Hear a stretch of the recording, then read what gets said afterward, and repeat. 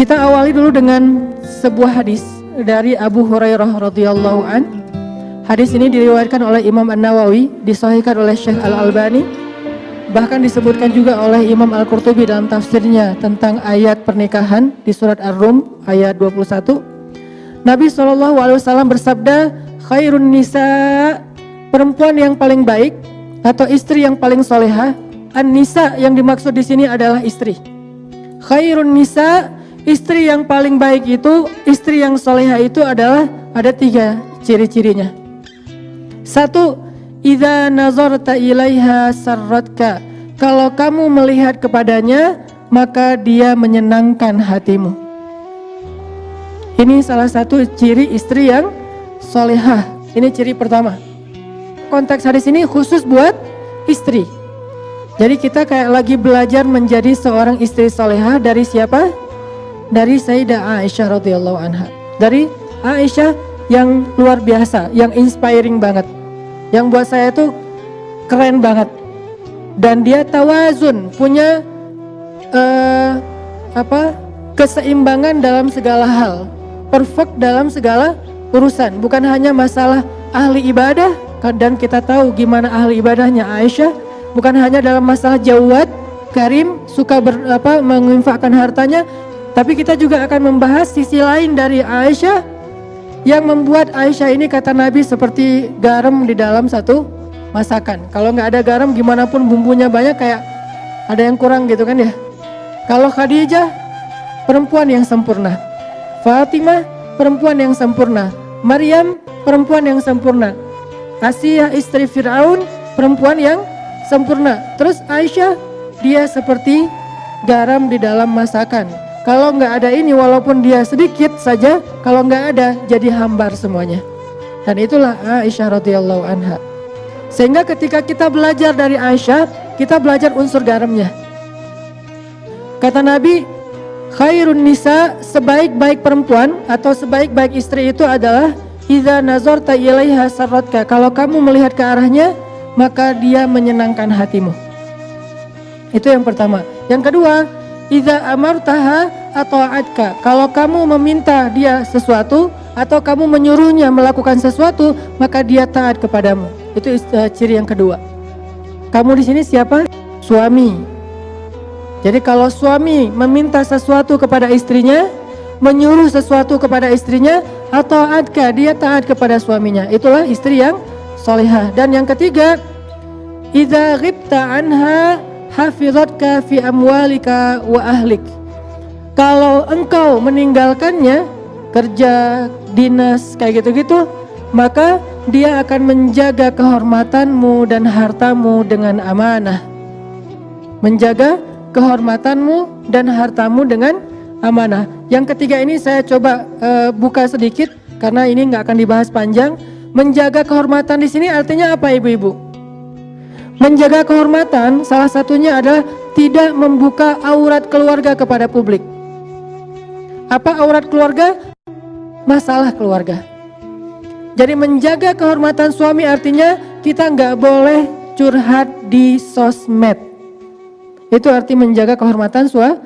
Tidak curhat di sosmed, baik dengan Instastory ataupun dengan postingan feed, baik dengan bikin vlog di YouTube ataupun tulisan panjang yang di scroll nggak selesai-selesai di FB, atau bahkan sekedar status saja, update status di WhatsApp kita atau di Telegram misalnya, seolah-olah kita pengen semua orang tahu saya tuh lagi sedih, saya lagi ada masalah di keluarga, saya lagi ada kayak gini, terus kita kayak curhat gitu untuk menunjukkan bahwa pasangan kita, keluarga kita itu kayak nyakitin kita. Ini namanya membuka aurat keluarga.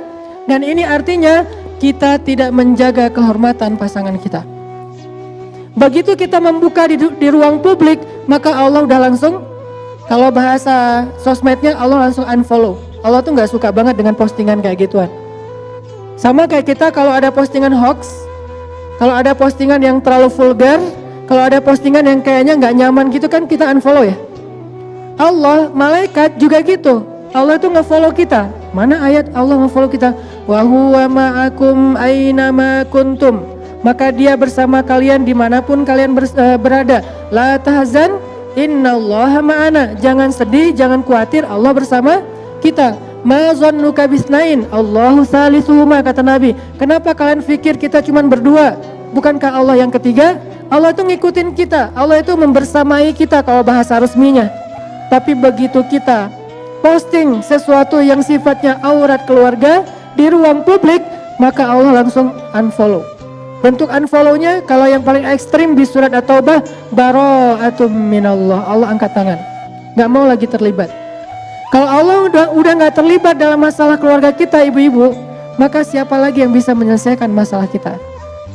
Kalau Allah udah gak terlibat dalam masalah kita dengan pasangan kita, terus siapa yang akan membujuk hati pasangan kita agar dia kemudian jadi sayang lagi sama kita?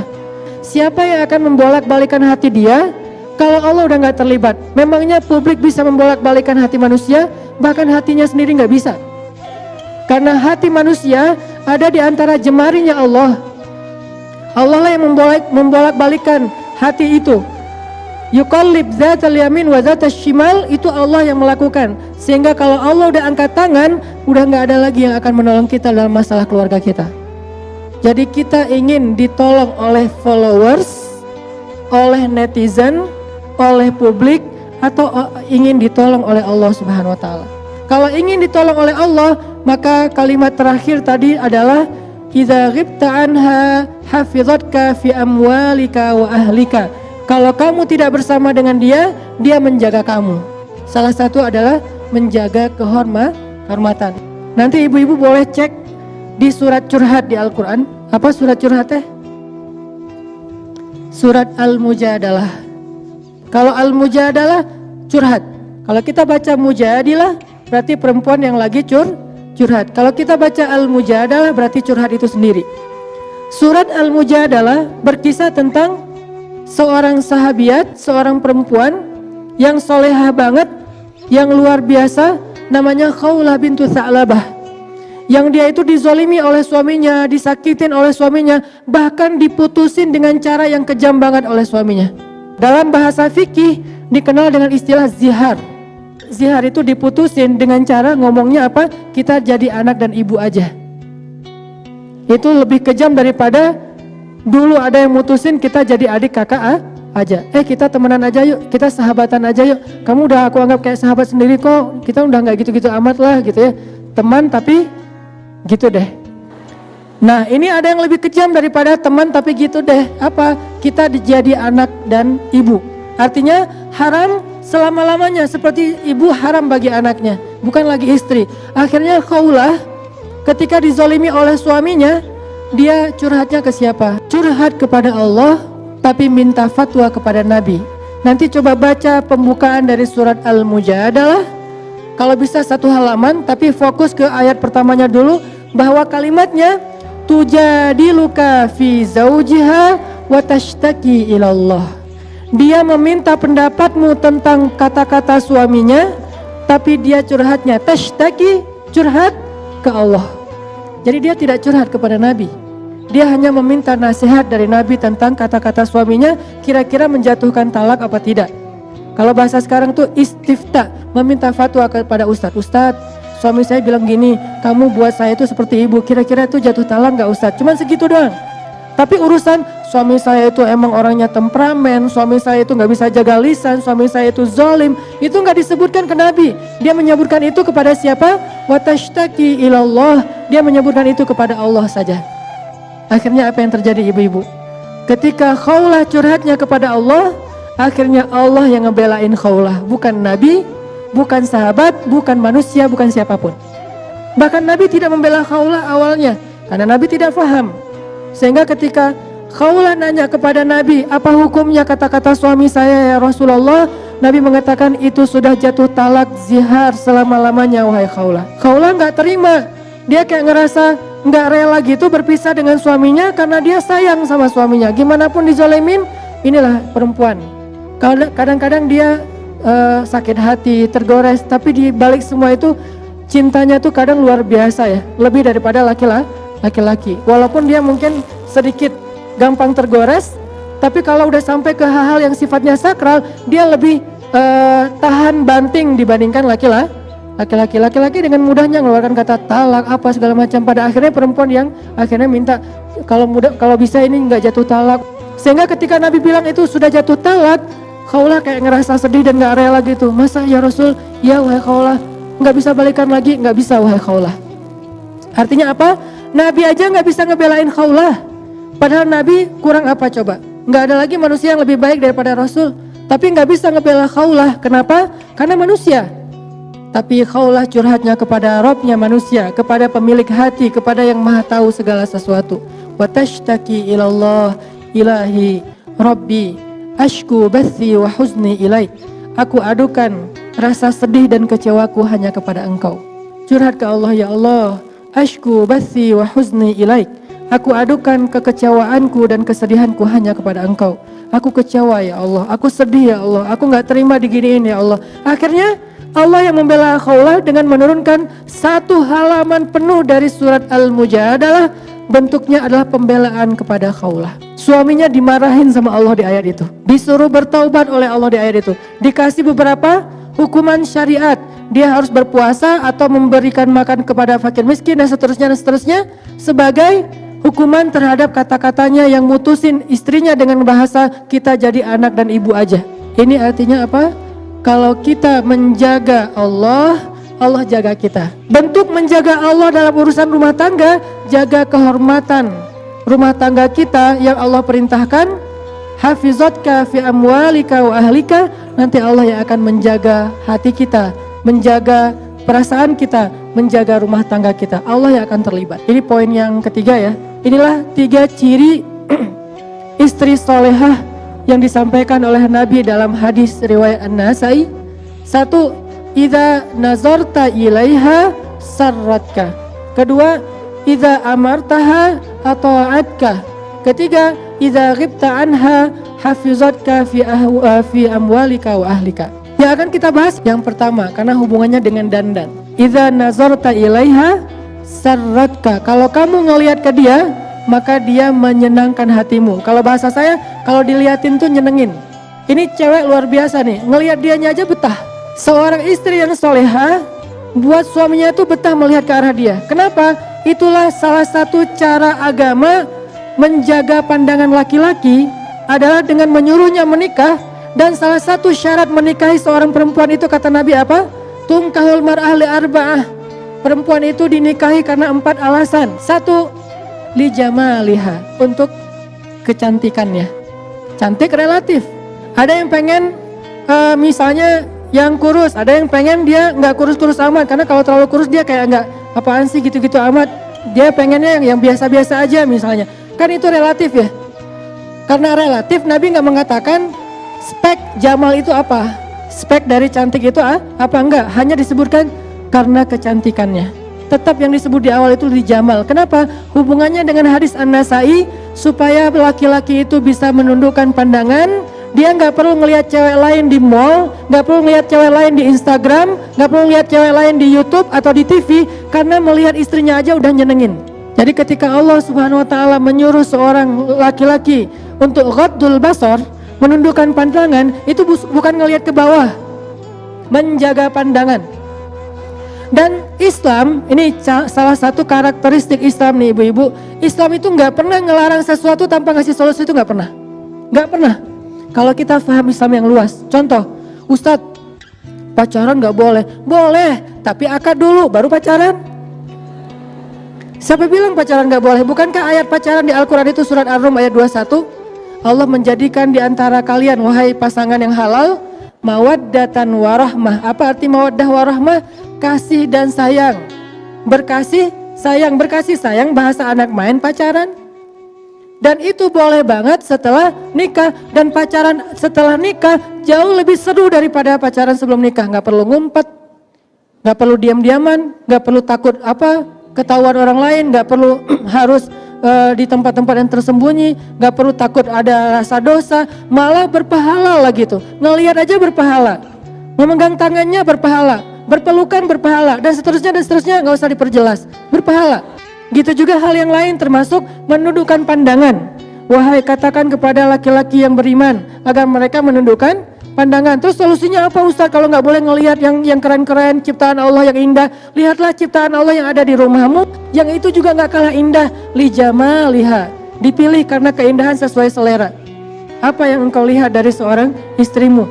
Seorang istri harusnya idza nazarta ilaiha sarratka, kalau dilihatin suami itu nyenengin suami banget, sehingga dia males banget nonton film apa kayak drakor segala macam. Udah ada drakor di rumahnya, nggak perlu nonton apa misalnya lagu-lagu barat segala macam, udah ada itu di rumah. Nggak perlu nonton model-model yang seksi karena udah ada di rumahnya. Siapa bilang nggak boleh beli pakaian seksi di mall? Ibu-ibu kalau jalan ke Arab Saudi, saya pernah nggak sengaja, bukan saya stalking ya, nggak sengaja nih lagi jalan di mall Saudi, kan di Saudi cewek-cewek rata-rata bercadar ya. Cewek bercadar tapi belinya maaf pakaian-pakaian yang kayak orang di pantai kayak gitu, pakaian-pakaian yang mungkin sebutlah kalau bahasa perempuan mungkin kayak lingerie gitu belinya, tapi bercadar. Pertanyaan saya, bercadar, lingerie itu pakainya gimana ya? Ternyata lama-lama saya menjadi paham, oh itu saking solehannya nih perempuan, di luar dia tidak mau tabarruj. Tabarruj itu bukan larangan berdandan ibu-ibu. Tabarruj itu larangan berdandan untuk yang bukan muhrim. Harus diperjelas, bukan berdandan titik, bukan. Karena berdandan titik itu masih relatif. Ada sisi positif, ada negatif. Dandan bisa ibadah, bisa dosa. Kalau dandan yang keluar rumah berlebihan dan membuat fitnah, itu namanya tabarruj. Wala tabarrujna tabarrujal jahiliyatil ula. Tapi kalau dandannya untuk suami, itu namanya tazayyun. Dan tazayyun bagian dari ibadah seorang istri. Nanti kita baca nasihat-nasihat Aisyah tentang itu. Seorang istri ketika dia membeli pakaian-pakaian yang menyenangkan suaminya, walaupun tidak harus berlebihan, asal menyenangkan suaminya, syaratnya apa? Kalau dia belanja, bawa suami. Satu, biar dibayarin. Yang kedua, biar suami yang memilih. Kayak beli body lotion. Saya kalau beli body lotion istri, saya milih. Alhamdulillah. Istri saya nanya, yang mau yang mana? Kalau aku sih senang yang fruity, saya bilang. Oh fruity, udah fruity kan banyak macam-macam. Ya terserah suami, bisa aja fruitynya misalnya rasa durian gitu. Aku sih yang durian aja boleh nggak? Oh boleh, beli aja. Oke, terserah suami deh. Kenapa? Karena kita ingin menyenangkan, kan niat awalnya itu kan. Idza nazarta ilaiha sarratka. Jadi benar-benar suami itu kayak betah banget di sebelah istri karena body lotionnya juga kayak aroma kesukaan dia banget. Suami kayak merasa, kamu harum banget sih. Karena harum itu bukan cuma parfum, selera parfum kan orang private banget ya. Suami kita yang tahu dia lebih senangnya apa. Terus kayak pakaian, dia senangnya yang warna apa, bukan kita senangnya warna apa. Kalau mau beribadah, kalau kita senangnya warna apa, nggak ada nilai ibadah, atau mungkin juga nggak dosa, biasa-biasa aja, mubah gitu. Ya pokoknya suami yang memilih sampai warnanya atau apa, ini insya Allah akan jadi ibadah banget ibu-ibu. Kenapa? Itu bisa jadi solusi. Kalau suami disuruh tundukkan pandangan, dia punya pandangan yang bisa membuat dia itu bisa mengalihkan sesuatu yang negatif menjadi yang positif. Lihat istri aja. Terus nanti di dalam hadis yang lain, ini kalau kita explore, kalau kita bandingkan beberapa hadis yang lain, nanti Nabi juga bersabda, keutamaan memandang istri. Tapi ini materinya buat khutbah Jumat. Seorang suami memandang istri, maka Allah Subhanahu wa taala akan menggugurkan dosanya. Memandang istri aja menggugurkan dosa mereka berdua nih. Istri ketika sering dipandang suami, maka dosanya berguguran loh ibu-ibu. Jadi kalau dipandang suami itu jangan dilarang. Pak ngapain sih ngeliat gitu-gitu amat sih? Mikir yang macam-macam ya? Enggak. Kalau suami ngeliat kita tuh harus kayak, oh alhamdulillah lagi ibadah gratis tanpa harus gerak berdiri ruku dan sujud, udah dapat pahala, berguguran dosa. Jadi pagi-pagi itu udah aja lewat lalu lalang rempong gitu depan suami. Suami kayak duduk gitu. Ya nggak gitu-gitu juga sih. Suami kayak ngeliat. Saya beberapa kali suka gitu kalau pagi lebih udah siap dengan kopinya. Kadang-kadang salah posting lagi. Posting kopi hari Senin. Ustaz nggak puasa. Oh iya maaf. Ketahuan gitu kan nggak puasa Senin. Terus kayak duduk gitu. Istri lalu ngeliatin. Satu kali lewat itu kayak tawaf loh.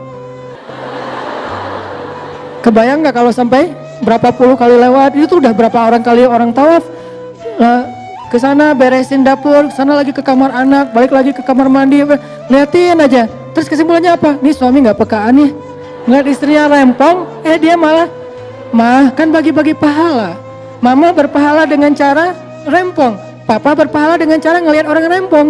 Istri aku kayak gemesin banget sih kamu gitu kan ya. Jadi bahasa sarotka itu bisa berarti gemesin, bisa berarti unyu-unyu banget, bisa berarti kayak seksi, bisa berarti nyenengin, bisa berarti seru, bisa banyak arti yang jelas nyenengin hati. Sarotka. Udah diliatin, apa sih ngeliat gitu-gitu amat? Enggak, aku lagi heran ada ya bidadari yang jalan di bumi. Salah tingkah gitu, terus dia kayak manja gitu duduk di sebelah. Ketika mereka bersentuhan, Allah turunkan kasih sayang Allah di antara mereka. Ketika suaminya memanggil istrinya ke kamar, maaf ya emang hadisnya kayak gitu, maka Allah Subhanahu wa taala makin cinta kepada mereka. Dan setelah itu Nabi nggak membahas secara jelas, tapi kita ngerti lah. Yang jelas semuanya ibadah. Jadi nyambung juga nih hadis ini, kemudian hadis tentang ayat tentang ghadul basar, hadis tentang memandang wajah istri itu adalah ibadah. Bahkan Nabi itu suka banget memandang wajah Aisyah lalu memujinya dengan panggilan apa? Humaira. Apa arti Humaira? Sebagian mengatakan yang wajahnya kemerah-merahan, tapi sebagian besar ulama bilang Humaira itu istilah untuk cewek yang putih banget. Jadi nggak dibilang baydo, karena kalau baydo itu arti putih dalam makna yang bukan kulit ya. Kalau kulit orang Arab, kalau putih banget bilangnya Humaira. Kayak orang Jawa bilangnya kuning. Ya, orang Jawa bilangnya kan bukan anaknya putih banget, enggak kan ya? Anaknya kuning loh gitu. Jadi kuning itu kalau dalam bahasa Jawa itu artinya putih. Kalau orang Arab merah. Merah itu artinya putih. Kok disebut merah Ustaz? Saking putihnya, kalau dia malu, kalau dia salting, kalau dia nervous, itu sampai kemerah-merahan, saking putihnya. Sehingga disebut dia Humaira. Itu kan wajah kan? Sehingga Nabi kayak mengagumi wajahnya Aisyah yang cantik, mengagumi Aisyah yang menjaga penampilan dengan panggilan penghargaan. Ya Humaira, wahai perempuan yang putih. Ini artinya sarratka, menyenangkan suami ketika dipandang. Nah, kalimat menyenangkan hati ini saya baca juga ya. Kata ulama nih, kalimat menyenangkan hati di dalam hadis tersebut adalah anjuran agar perempuan memperhatikan sikap dan penampilannya di hadapan suami. Sebab istri yang soleha akan memperhatikan penampilan ketika di hadapan kekasihnya, baik secara zahir maupun batin. Seorang ibu, Umamah bintu Haris, pernah menasehati anak perempuannya yang ingin menikah agar selalu menjaga tempat-tempat yang biasa dipandang oleh suaminya, sehingga tempat itu tidak boleh kotor dan mengganggu pandangan suaminya. Sampai segitunya. Jadi ada beberapa tempat di rumah kita ataupun mungkin diri kita sendiri yang sering dilihat oleh suami, maka jangan sampai pandangan suami itu terganggu oleh penampilan kita yang tidak baik. Salah satunya apa? Suami dalam konteks ini bukan berarti suami nuntut kita gini, enggak ya, tapi ini bagian dari kita belajar pengen jadi istri yang solehah, pengen berpahala di sisi Allah, pengen di like oleh Allah, pengen niru bunda Aisyah radhiyallahu anha juga. Sehingga saking solehahnya Aisyah, saking disayangnya Aisyah oleh Nabi, sampai Jibril menitipkan salam kepada Aisyah. Jadi maksud dari menyenangkan hati itu adalah berdandan. Nabi SAW bersabda, jihadnya seorang perempuan adalah berbakti kepada suami. Dalam bahasa hadis disebut dengan husnut tabaul. Apa arti husnut tabaul? Husnut tabaul itu artinya berbakti kepada suami. Nanti ada lagi nasihat-nasihat Nabi. Kata Nabi SAW, tiga golongan manusia yang tidak diterima sholatnya dan tidak akan naik amal solehnya ke langit. Tiga golongan manusia yang tidak akan diterima amal solehnya dan tidak akan dimasukkan ke dalam surga. Siapa? Salah satunya istri yang mengecewakan suaminya sampai kemudian suaminya ridho kepada dia. Tentunya ini bukan hanya masalah penampilan pasti ya. Karena kalau penampilan doang insya Allah nggak akan sampai kecewa, lebih kepada attitude, sikap, tingkah laku. Aisyah sangat memperhatikan penampilan di depan Nabi dan ia tidak ingin Nabi melihat dirinya kecuali dalam keadaan menyenangkan beliau. Suatu ketika Nabi SAW masuk menemui Aisyah dan di tangan Aisyah ada perhiasan yang terbuat dari dedaunan. Jadi Nabi baru pulang kerja gitu kalau bahasa kita, atau kalau dalam bahasa hadis baru pulang berdakwah, baru pulang berjihad. Sampai di rumah Nabi menemui Aisyah. Aisyah sedang memegang perhiasan yang terbuat dari dedaunan. Yang perlu kita catat, Aisyah itu seorang perempuan yang sangat brilian, smart, kreatif. Itu Aisyah. Bukti kreatif, banyak barang-barang yang biasa aja di tangan Aisyah jadi bernilai. Itu Aisyah banget. Ada daun jadi bernilai sesuatu yang kreativitas luar biasa. Karena anaknya smart banget. Karena ceweknya itu brilian banget. Sehingga di tangan Aisyah segala sesuatu jadi bernilai. Jadi di tangan Aisyah itu ada kayak perhiasan dari daun. Nabi bertanya, ini apa wahai Aisyah? Kata Nabi. Dan kalimat ini harus dibaca dengan nada storytelling ya, bukan nada khutbah. Kalau nada khutbah, ini apa wahai Aisyah? Kan nggak enak ya. Jadi kayak Nabi baru pulang-pulang tiba-tiba teriak, ya Aisyah, apakah ini? Apaan ya? Ini jadi gini ya. Storytelling tetap harus dipakai. Ini apa Aisyah? Karena Nabi kalau ngomong sama istrinya nggak pernah teriak kan? Nggak pernah bentak, nggak pernah teriak, ngomongnya lembut. Ini apa Aisyah? Apa jawaban Aisyah? Ini aku pakai berhias untukmu wahai Rasulullah. Jadi ketika Nabi pergi, Aisyah ngapain? Bikin hiasan, bikin sesuatu yang bisa dia pakai ketika Nabi pulang, dia pakai untuk menyenangkan Nabi. Cuman kebenaran Nabi pulang dadakan gitu, Nabi ketuk pintu dibuka sama Aisyah, dan di tangan Aisyah masih ada hiasan itu yang belum jadi. Terus Nabi nanya, ini apa Aisyah? Ini mau saya pakai untukmu ya Rasulullah, supaya menyenangkan hati Rasulullah SAW. Apakah ini sesuatu yang dianggap tidak penting? Kalau gitu kita menganggap Aisyah melakukan hal yang gak penting dong. Kalau gitu kita menganggap Aisyah melakukan hal yang sia-sia. Gak mungkin, Aisyah itu brilian banget, solehah banget. Maka apa yang Aisyah anggap penting, maka itu ibadah.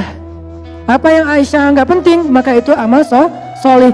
Kalau Aisyah sampai segitu-gitunya memperhatikan berhias untuk Rasulullah, berhias untuk suami itu adalah ibadah dan amal soleh yang penting insya Allah. Apalagi dalil yang lain. Begitulah Aisyah radhiyallahu anha bersungguh-sungguh dalam berdandan untuk membahagiakan Nabi, sehingga ia memperhatikan hal-hal yang kecil agar Nabi melihatnya dalam keadaan penampilan terbaik. Sampai terkadang ia sibuk mengurus dandanannya untuk Nabi dan melewatkan satu majelis ilmu bersama Nabi. Ini kata ulama.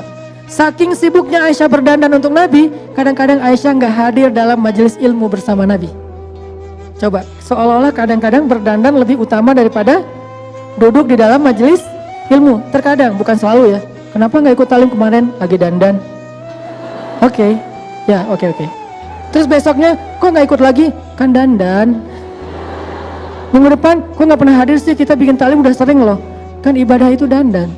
Nggak gitu-gitu amat juga sih. Islam itu kan syumul ya, komprehensif. Bukan satu hal doang, jangan parsial. Tapi juga bukan berarti taklim nggak pernah mikirin dandan. Seolah-olah dandan itu nggak penting. Enggak. Satu dari 3 ciri cewek solihah itu adalah dandan untuk suaminya. Nah Aisyah sampai nggak hadir dalam majelis ilmu bersama Nabi gara-gara lagi sibuk berdandan. Apa dalilnya Ustadz? Dalilnya suatu hari ketika Nabi sudah wafat, yang menggantikan Nabi mengajar hadis di Masjid Nabawi siapa? Abu Hurairah. Karena yang paling banyak menghafal hadis Nabi Abu Hurairah. Suatu hari Abu Hurairah mengajar hadis-hadis Nabi di Masjid Nabawi, dan Aisyah ikut mendengar dari ruangnya, dari kamarnya, dari rumahnya di sebelah masjid. Aisyah dengerin gitu. Abu Hurairah meriwayatkan Rasulullah bersabda. Apa yang membuat Aisyah heran? Aisyah heran banyak hadis yang disampaikan Abu Hurairah Aisyah nggak pernah mendengar dari Rasulullah. Sehingga ketika selesai majelis, lalu Aisyah bertanya kepada Abu Hurairah, memanggil Abu Hurairah, ya Abahir, wahai Abu Hurairah. Itu panggilan Abu Hurairah, Abahir. Ya Abahir, wahai Abu Hurairah, kenapa saya nggak mendengar hadis yang kamu sampaikan tadi dari Rasulullah? Banyak sekali yang saya nggak tahu. Dari mana kamu dengar wahai Abahir? Kenapa saya nggak dengar? Apa jawaban Abu Hurairah? Wahai ibu kami. Itu panggilan untuk Aisyah karena istri Nabi adalah ibunya orang yang beriman. Wahai ibu kami, ya saya mendengarkan hadis itu, sedangkan ibu tidak mendengarkan, soalnya ibu sibuk dengan berdandan. Jadi saya mendengarkan hadis ketika ibu lagi sibuk berdandan. Ini bukan sindiran, ini bukan celaan untuk Aisyah, tapi ini untuk menunjukkan bahwa Aisyah ada kalanya waktunya dia lagi repot dengan dandanannya sampai tidak sempat menghadiri majelis hadis bersama Rasulullah SAW. Sehingga jawaban Abu Hurairah, ya hadis itu enggak ibu dengarkan karena saya tidak disibukkan dengan berdandan seperti ibu untuk Rasulullah SAW. Ini dalil para ulama yang jarang diangkat, angle-nya enggak ke sini. Jadi saya pernah sih dengar beberapa ustadz cerita tentang hadis yang sama, cuman angle-nya apa? Angle-nya tentang Abu Hurairah menghafal hadis lebih banyak dari Aisyah. Tapi kalau saya ngambil angle yang lain, walaupun itu juga benar. Angle yang lain apa? Ternyata saking sibuknya berdandan, terkadang Aisyah sampai nggak sempat hadir dalam majelis hadisnya Rasulullah SAW. Padahal Aisyah tahu majelis ilmu itu pahalanya luar biasa. Tapi karena lagi dandan, ya udah deh tanggung. Ini dikit lagi, masa mau sebelah doang kan ya? Ya udah 2. Majelis ilmu udah kelewat. Ya, gimana lagi? Insya Allah itu juga ibadah dan yang ini juga ibadah. Ini menjadi bukti bahwa Aisyah sangat memperhatikan penampilannya di depan Rasulullah Shallallahu Alaihi Wasallam. Diriwayatkan oleh Bakrah bin Utbah bahwa suatu hari ia menemui Aisyah radhiyallahu anha binti Utbah, bahwa suatu hari ia menemui Aisyah dan bertanya tentang memakai hina. Apa itu hina? Tato syariat. Tato tapi boleh. Tadi Islam tidak melarang sesuatu tapi nggak ngasih solusi. Tato ya dilarang, itu sepakat. Nggak ada ulama yang ikhtilaf tentang itu. Nggak ada mazhab. Oh yang mazhab Syafi'i nggak boleh, mazhab Hambali boleh. Nggak. Tato sepakat nggak boleh. Tapi ada solusi, ada hina. Khusus buat cewek, maka hina menjadi tato yang tidak permanen, bahkan bernilai ibadah kalau dilakukan untuk suami. Bakrah bintu Utbah pernah mendatangi Aisyah bertanya tentang masalah memakai tato, memakai hina. Hina ini mirip dengan tato, dia dilukis di tubuh seorang perempuan, baik di tangannya atau di lehernya atau di bagian yang lainnya, di kakinya, dengan gambar yang terserah suami. Tanya ke suami, yang kamu mau gambar tato apa? Aku bunga boleh nggak? Bunga apa? Kaktus gitu. Oh ya nggak apa-apa. Gambar kaktus yang duri-durinya banyak. Terserah suami, aduh aku mau mawar, oh ya boleh. Atau aku mau pengen kayak tato gitu, gambarnya kupu-kupu boleh nggak? Boleh. Kupu-kupu boleh, kelelawar boleh, buaya juga boleh, nggak masalah. Apa aja lah terserah suami, yang jelas berhias dengan bahan tumbuhan yang thayyibah, kata Aisyah. Ditanya oleh Bakrah bintu Utbah, kata Aisyah tentang hina, hina adalah pohon yang baik dan air yang bersih. Hina adalah pohon yang baik dan air yang bersih. Artinya memakai hina dari bahan pohon yang itu, tumbuhan yang itu, yang hina itu, maka itu sesuatu yang thayyibah, baik. Untuk suami apalagi berpahala di sisi Allah SWT. Kalau di kita nyebutnya pacar ya. Jadi pakai daun pacar. Itu tato syariat. Jadi buat yang seneng tato, nggak usah khawatir. Kalian nggak perlu pakai tato-tato yang dilarang oleh agama, karena bertato nggak akan masuk surga. Salah satu di antara 70.000 golongan yang akan masuk surga tanpa azab, tanpa hisab apa? La yaktaun. Apa arti la yaktaun? Mereka tidak mensetrika tubuhnya. Kalau bahasa letterlock ya. Arti mensetrika tubuh, membuat tato, kata ulama hadis. Gak apa-apa, tato gak boleh, tapi ada solusi, hina. Sehingga yang senang melukis di tubuhnya, lukislah tubuh teman-teman perempuan hina oleh seorang seniman yang bagus, tentunya per akhwat sendiri, di bagian-bagian yang masih wajar dan ditujukan untuk suami. Maka itu thayyibah, kata Aisyah, itu baik.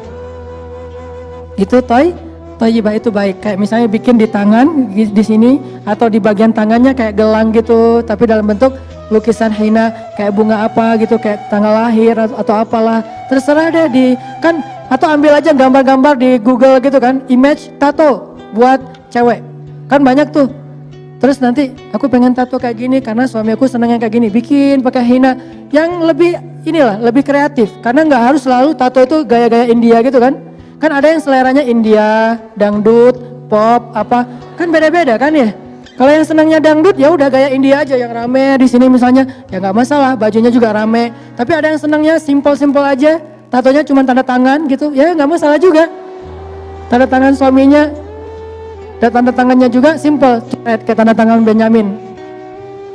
Ya intinya, atau nama suami, nama atau tanggal mereka awal pertama kali mereka ketemuan gitu, atau kayak pertama kali mereka ketemu tuh ada kata-kata apa gitu, sebuah puisi dari suaminya diabadikan dalam bentuk tato hina gitu kan ya.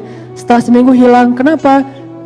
Soalnya kan hina nggak permanen ya, tembus air, ganti lagi dengan kata-kata yang baru, bisa update malah. Bisa update status. Kalau tato kan nggak bisa diupdate ya, dihapus susah. Kalau diganti dengan yang lain jadi kebanyakan, jadi kayak gimana gitu, kayak aneh gitu kan, terlalu banyak. Kamu apain sih kok rame banget? Ya intinya adalah Allah tuh ngasih solusi banget. Dan saya sangat yakin Islam itu bukan agama yang bawel. Nggak boleh, haram. Halalnya mana? Banyak. Di antara 5 grade hukum dalam Islam, cuma 1 doang yang haram. Yang ini halal 4-4-nya. Coba kita bikin grade ya. Grade hukum dalam Islam. Pertama wajib. Boleh nggak yang wajib tuh? Bukan boleh lagi. Kalau bisa harus ya. Kecuali ada uzur syar'i. Harus. Berarti boleh dilakuin. Di bawahnya sunnah. Boleh nggak? Malah berpahala kalau kita lakukan. Di bawahnya mubah. Boleh nggak? Boleh. Walaupun nggak berpahala. Tapi juga nggak dosa. Di bawahnya lagi makruh. Boleh nggak? Boleh. Walaupun ditinggalkan lebih baik. Tapi boleh dilakukan? Boleh. Baru yang terakhir haram yang nggak boleh. Dari 5 grade hukum dalam Islam, cuma 1 doang yang nggak boleh. 4 boleh. Termasuk ini. Ustadz, apa hukum tato? Boleh, dengan syarat bahannya dari hina, dipakai oleh cewek, ditujukan hanya untuk suami. Tato yang kayak gitu boleh. Saya lebih senang menjawab boleh daripada enggak. Ustadz, apa hukum riba? Boleh, dengan syarat ribanya ke Allah, bentuknya sedekah. Ustadz, apa hukum pacaran? Boleh, tapi akad dulu. Ustadz, apa hukum ini? Boleh. Ustadz, apa hukum khamar? Boleh banget, enak lagi tuh. Tapi di surga. Syaratnya meninggal dulu. Jadi banyak boleh sebetulnya. Cuman kita kan jarang menggali sisi bolehnya ya. Lebih banyak menggali sisi nggak boleh. Ustadz, apa hukum ini? Nggak boleh. Ustadz, apa hukum itu? Neraka. Ustadz, apa hukum ini? Siksaan. Ustadz, apa hukum ini? Kutukan. Ya sih, cuman sebelum itu yang ini dulu. Karena basyiron baru naziron. Kalau udah dikasih solusi masih ke sana, baru naziron. Tato udah dikasih solusi hina, kok masih pakai tato? Naziron. Nggak akan mencium harumnya surga, apa segala macam, kan udah dikasih solusi. Riba dengan Allah boleh, kok masih riba dengan konvensional dengan manusia? Baru nanti riba itu dosanya kayak gini. Khamar udah dibilang nanti di akhir dikasih lebih banyak lagi sampai sungainya mengalir khamar, kok masih minum? Berarti baru nanti nggak akan berdiri dengan tegang di hadapan Allah, dia tercela apa segala macam dan seterusnya teman-teman. Jadi kasih dulu unsur halalnya. Coba gali Islam dari sisi halalnya, itu banyak banget, 4:1. Cuman kita kurang ini Ustadz, makanya kita belajar, gali lagi, explore lagi tentang Islam. Betapa Islam itu keren banget. Mulia, indah, cantik, berseri, kulit putih bersih merah di pipimu. Dia Aisyah, putri Abu Bakar, istri Rasulullah.